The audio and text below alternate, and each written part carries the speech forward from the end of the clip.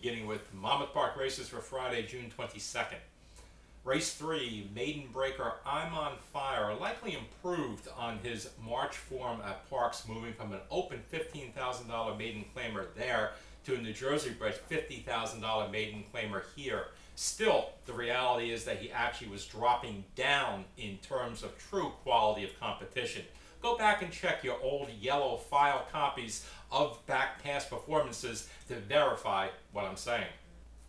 First or fifth finishing Hooked on Glory in that race, number 3, battled the winner through live fractions before faltering late like a clearly short horse. He has a top-notch New Jersey bred pedigree and hails from a masterfully patient barn. Race 8, Super Turf debut by third finishing Spiteful Kiss, and while coming off a more than 18-month layoff as well. He hustled up in traffic, put on the brakes, then had to just jam them on hard, losing significant time and ground in a race that was only 5 furlongs in length and under a minute in time. He then launched a bold, wide middle move and only hung a bit in deep stretch. This one has a future in turf dashes. Saturday, June 23rd, race number 1. Third finishing Firster Pro Prospect battled hard throughout with a well-bred Pletcher trainee while on a dullish rail and only yielded in the final 100 yards in a race won by his uncoupled barnmate who already had a race of experience.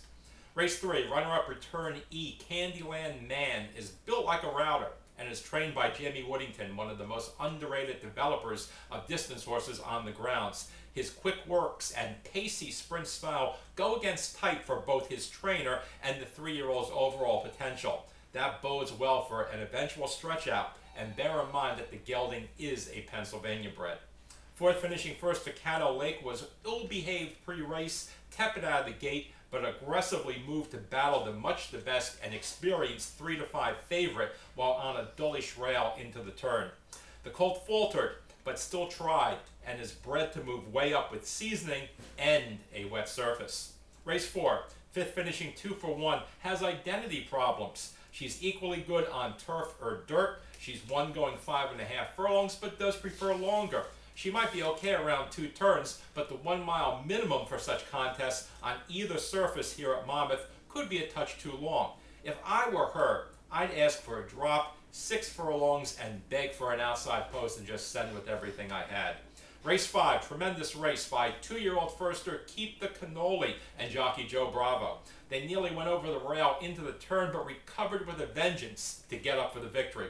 Both could have called it a day after the early trouble, but showed true character in coming right back with even more try. Third finishing Alpha Mike Foxtrot resembled his brushy dam with his multiple gears and premature middle move. Mom ultimately was quite useful going 1 mile on turf with nurturing handling. Race 9. Rounding the form, fifth finisher Smooth Sailing showed excellent speed and under-the-radar tenacity, actually holding on rather well in his return to a turf sprint against some more accomplished and very hard-knocking veterans. If I were him, I'd talk nice to the racing office and whisper about how much fun a non-Wizard 3 lifetime claimer going 5 panels on grass could be, if only possibly to him. In race 11, the Grade 3 Boiling Springs, terrific job by Dancing Solo, the victress, jockey Joe Bravo and trainer Todd Pletcher exploiting the filly's versatility and putting her near the front in this paceless race rather than maintaining the rating style that brought her success in the much pacier Little Silver Stakes. Sometimes people have a hard time breaking away from things that brought them previous success, even when changed circumstances and common sense dictate adaptation. Dancing Solo, Bravo, and Pletcher prove they are not slaves to preconceived notion, but masters of the fluid, dynamic, and evolving racing game. Fifth finishing Shaman was wound up pre-race and aggressive during it. She battled gamely against the favorite and only yielded grudgingly to a couple of closers late. A work still in progress. She surely fits with more composed behavior in listed stakes company. Sunday, June 24th, race 5. One of the gamest efforts I ever saw at Monmouth came in an overnight stakes races for 3-year-old fillies a few years ago. Paisley Park, a 3-year-old filly, was in contention, hit some major traffic, was knocked about and slammed around, and virtually eliminated. Her race was over, but no, it wasn't. The Little Chester filly gathered herself, counterattacked, and bowled her way to triumph. Fast forward to this New Jersey bred maiden race. Firster Mo Mo Mo Mo looked dead beaten when 3-5 favorite and fellow debuter Sambuca Steve blew right by him and went clear into the stretch. But Mo Mo Mo Mo wasn't beaten.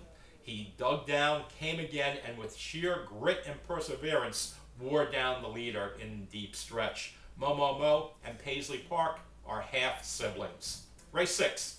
Another excruciatingly patient and exquisitely successful ride by Paco Lopez. Eden's Exchange was full of run on the second turn, but the jockey kept her on hold as others pressed on and expended themselves. Eden's Exchange and Lopez proved the strongest finishers late. When a developing athlete like Lopez begins to combine thoughtful control with his natural passion, drive, and aggressiveness, you just might have the makings of a national star. Race 7.